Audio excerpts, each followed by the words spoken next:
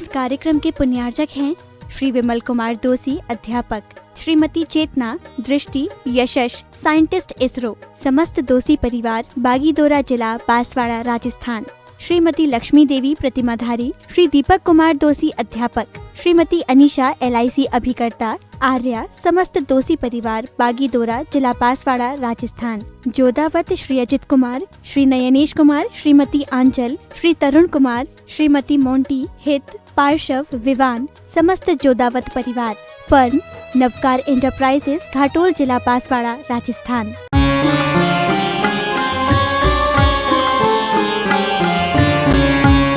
आज का यह है पावन प्रसंग, सभी लोग भक्ति के इस महोत्सव में अवगाहन करने के लिए एकत्रित हुए हैं कि हम कैसे प्रभु की भक्ति करके अपने कर्मों की निर्जरा करें, क्योंकि निरंतर कर्मों का बंध तो प्रति समय चल रहा है, लेकिन बिरले जीव होते हैं जो इस भक्ति के अनुष्ठान में अपना समय देते हैं, क्योंकि व्यक्ति का जो अधिकांश समय है पाप कार्यों में ही जाता है। क्योंकि व्यक्ति जब जन्म लेता है, जन्म से लेके मरण तक की जो यात्रा होती है वह पाप कार्यों में ज़्यादा होती है। 99% व्यक्ति सिर्फ पाप के कार्यों में ही अधिकांश लिप्त रहते हैं। 1% व्यक्ति ही जो है अधिकांश धार्मिक क्रियाओं में लिप्त रहते हैं। ऐसे बहुत कम अवसर प्राप्त हो पाते हैं व्यक्तियों को कि हम धार्मिक क्रियाओं को, अनुष्ठान को अच्छे ढंग से कर पाएं। थोड़ा सा व्यक्ति समय निकालता है। एक व्यक्ति जाता है और एक बोरी चावल लाता है खरीद करके। उसके पहले जो खेत में चावल होता है, फिर उसके बाद जो आता है कोई दुकानदार आदि खरीद कर लाते हैं।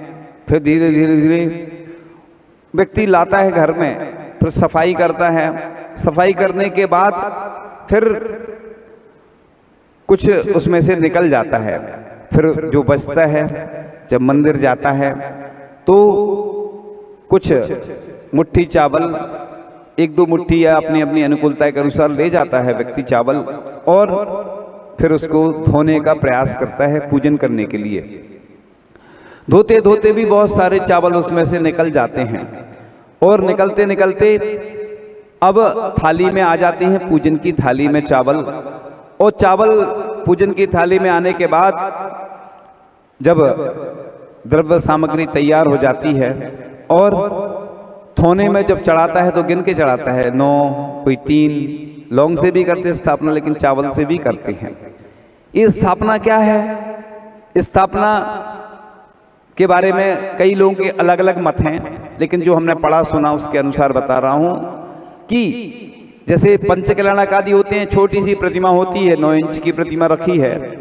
अब भगवान विराजमान है लेकिन उतनी दूर से दिखते नहीं हैं, और हम पूजन कर रहे हैं विधान आदि में, दूर से भगवान के दर्शन कर रहे हैं, देख रहे हैं। तो स्थापना के माध्यम से जिस प्रकार से आपके यहाँ कोई मेहमान आता है, आप उसको बुलाते हैं, आइए बैठिए, उसी प्रकार से हम भगवान को बुला रहे हैं, हे भगवान आप मेरे हृदय रूपी कमल आसन सिंहासन पर विराजमान होइए। एक निमित्त है, भगवान आते नहीं है तो सबको मालूम है, लेकिन भक्त की भावना होती है कि हम भगवान का पड़गाहन करें। पड़गाहन करते हैं भगवान का और अपने हृदय आसन पर भगवान को विराजमान कर देते हैं। तो चावल के माध्यम से वो स्थापना की जाती है कि भगवान आप विराजमान हो गए। अब क्या करें, जब भगवान पूजन हो गई तो वो ठोना तो वहीं रखा नहीं रहेगा, तो उसके बाद विसर्जन करते हैं। तो भगवान से जो कहते ना, बिन जाने वा जान के रही टूट जो कोय, तुम प्रसादते परम गुरु सो सब पूरन होए। हे भगवान मेरे द्वारा जो भी जाने अनजाने में गलतियां हुई, हे भगवान क्षमा करें, क्योंकि हम कई बार ऐसी गलतियां करते रहते हैं। कई जगह हमने देखा है अभिषेक करते हैं, प्रतिमा का अभिषेक करके और लोग छोड़ के चले जाते हैं भगवान को। ऐसा गलत है। जैसे मेहमान को बुलाते हैं और छोड़ के चले जाओ तुम भोजन परोस के, और कहीं रफू चक्कर हो जाओ, कैसा लगेगा उसको? मेहमान फिर आगे नहीं आएगा कभी। ऐसी भगवान को छोड़ के कभी नहीं जाना, अभिषेक लगातार चलना चाहिए। ये गलत परंपरा है। भगवान का अभिषेक, हाँ कोई बड़ा महोत्सव हो रहा है जैसे बड़े बाबा का होता है, कहीं और भी गोमटेस का होता है, उधर की बात अलग है, फिर भी उधर लगातार ही चलता है।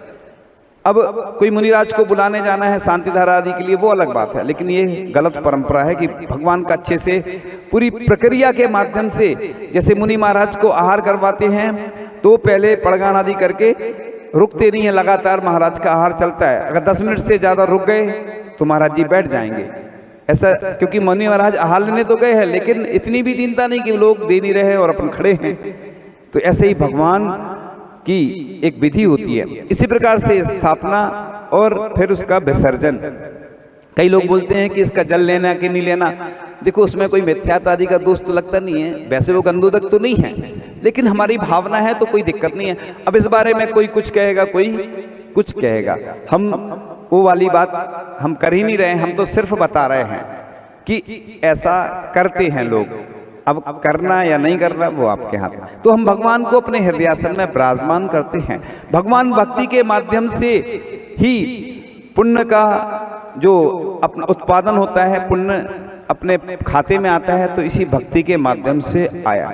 जितने भी आचार्य हुए हैं, आचार्य महाराज जितने भी हुए, चाहे मानुतुंग आचार्य हुए हों, चाहे आचार्य शमंतभद्र स्वामी हुए हों, उन्होंने सब ने भगवान की भक्ति की। पूज्यपाद स्वामी ने भी भगवान की भक्ति की, धनंजय कवि ने भी भक्ति की।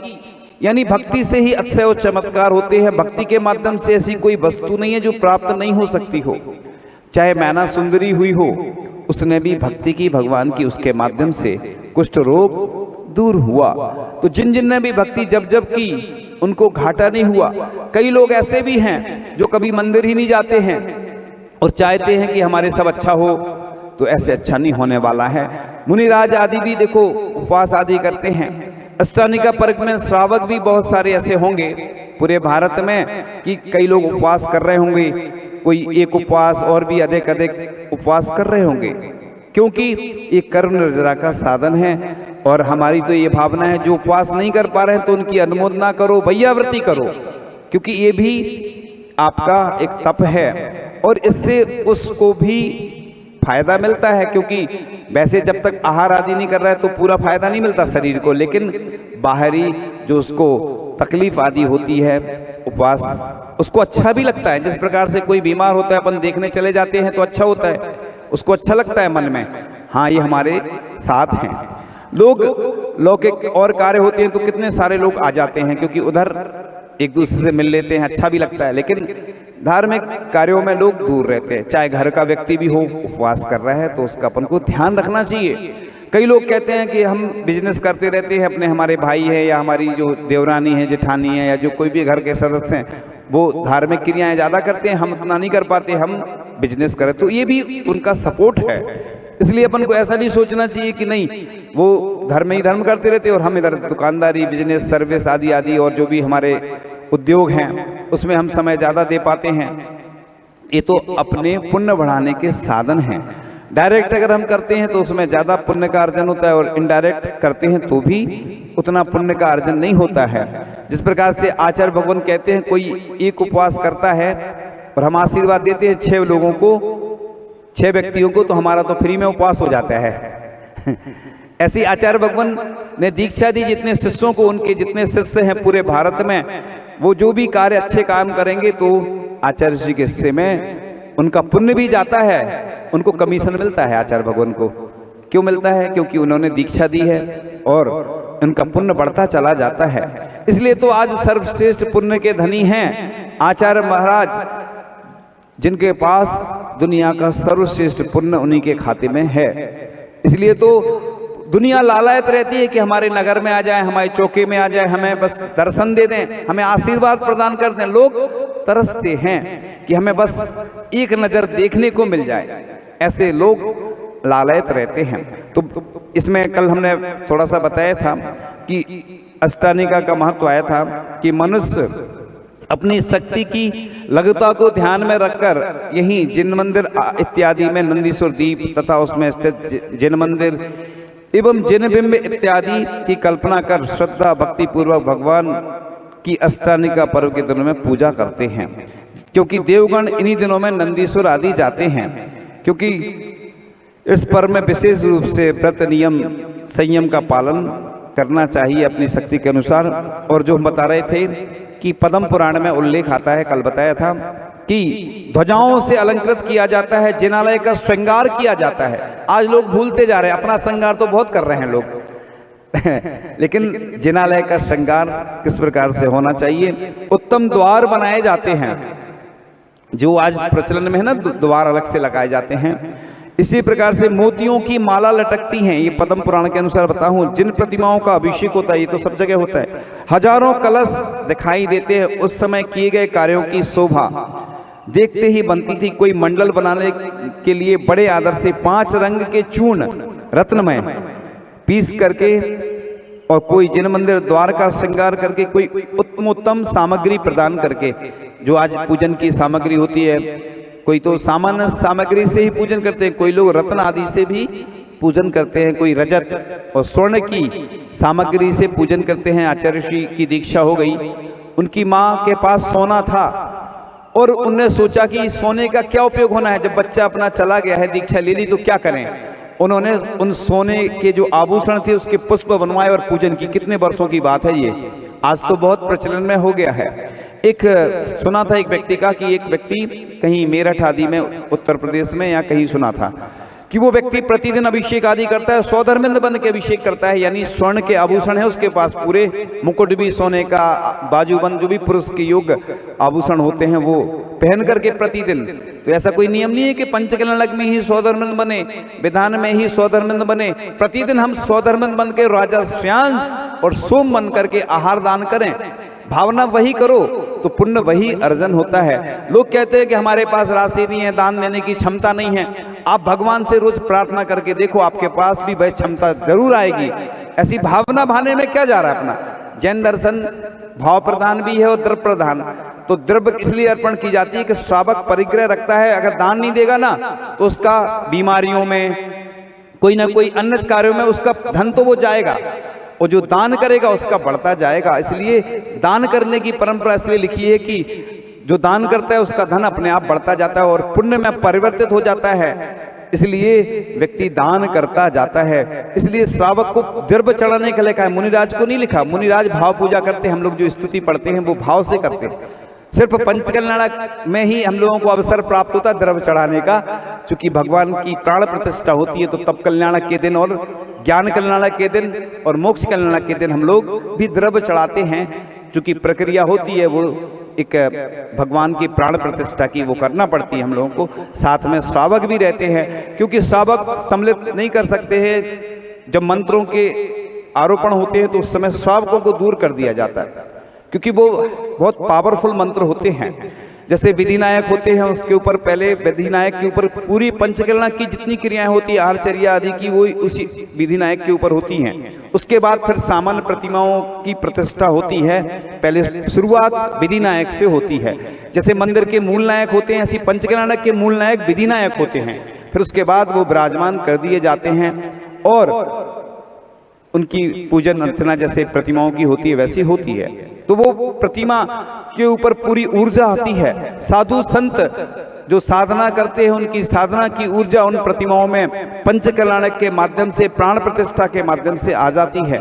इसलिए तो उसका महत्व होता है। आप लोग पात्र तो सभी बनेंगे, कोई छोटा बनेगा, कोई बड़ा बनेगा, लेकिन सबका महत्व अपना अपना होता है। जिस प्रकार से आचार्य श्री कहते हैं मंदिर बनता है, उसमें चीप लगाई जाती है, छोटी सी पत्थर, जो बड़े पत्थर हिलते हैं उनमें, तो वो चीप नहीं है, चीफ है। इसलिए कोई भी पात्र ना छोटा होता ना बड़ा होता है। और हम तो ये कहते हैं कि हमारे पास बहुत सारे लोग आते हैं, हमें पात्र बनना है, लेकिन जब स्थानीय समाज के लोग रहते हैं तो वो मना कर देते हैं। वो ना कह रहे हैं, वो ना कह रहे हैं मतलब मना कर रहे हैं। लोग बोलते हैं ना कह रहे हैं, इधर एक दो शब्द एक वाह और ना कह रहे हैं। दो शब्द बहुत अच्छे लगते हैं, सुनने में भी अच्छे लगते हैं, तो वो मना कर देते हैं कि नहीं, जब हमारे स्थानीय लोगों की कमी हो जाए तब बात अलग है। ये तो सौभाग्य समझना चाहिए अपने आप को। देखो, लोग पाप के कार्यों में तो सौभाग्य समझते हैं कि हमने देखो इतना खर्च किया, इतना दहेज दिया, हमने अच्छी दुकान खरीदी, मकान खरीदा, लेकिन हम तो उसी व्यक्ति को सौभाग्यशाली मानते हैं कि जो भगवान के कार्यों में आगे आता है वो महत्वपूर्ण होता है।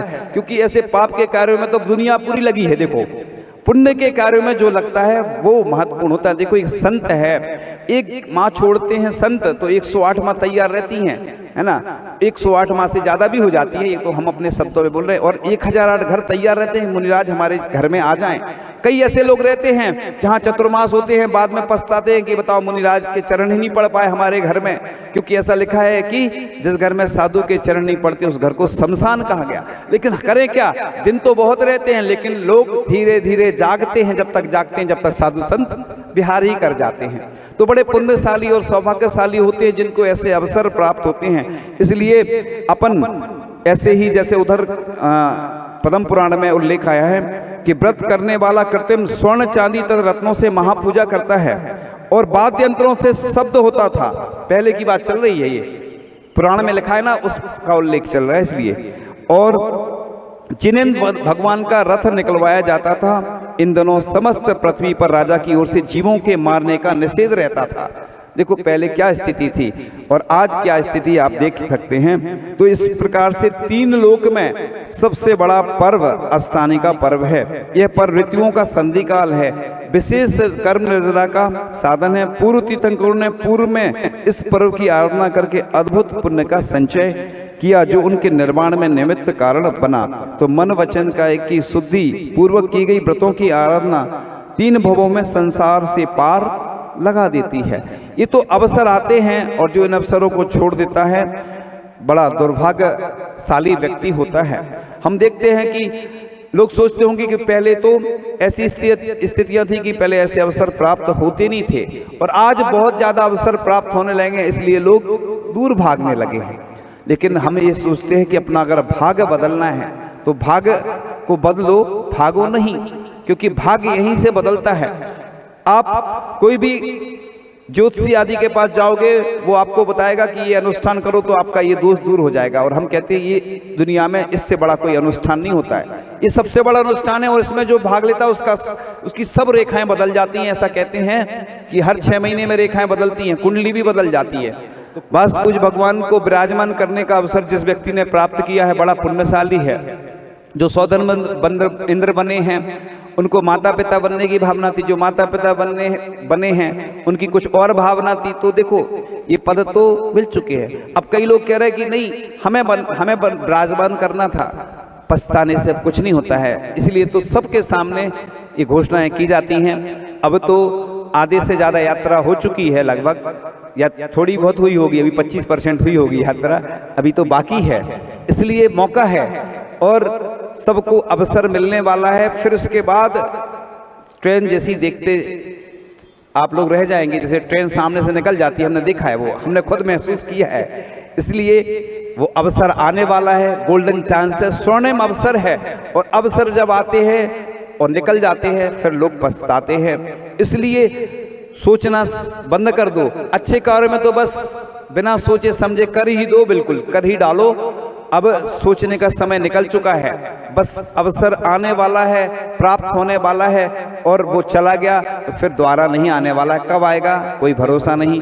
इसलिए आप लोग इन अवसरों का लाभ उठाएं। जो भी भक्ति अनुष्ठान आप कर रहे हैं अच्छे ढंग से करें और आगे भी जो महामहोत्सव होने वाला है उसमें अच्छे से लाभ लें और तन मन धन से जुड़ करके उस अनुष्ठान को पूरा करें। ये आपका ही अनुष्ठान है, किसी व्यक्ति विशेष का नहीं है। और भगवान का अनुष्ठान जो होता है उसमें सभी लोग मिलकर अगर जुड़ जाते हैं तो एक महामहोत्सव का रूप हो जाता है और पूरी दुनिया देखती है कि कौन इसमें महापात्र बना। इन पात्रों को देखने के लिए सभी लालायत रहते हैं कि कौन सा पात्र कहाँ कब बनता है। इन्हीं भावनाओं के साथ परम पूज्याचार्य भगवान गुरुदेव शिक्षण विद्यासागर जी महामुनिराज की।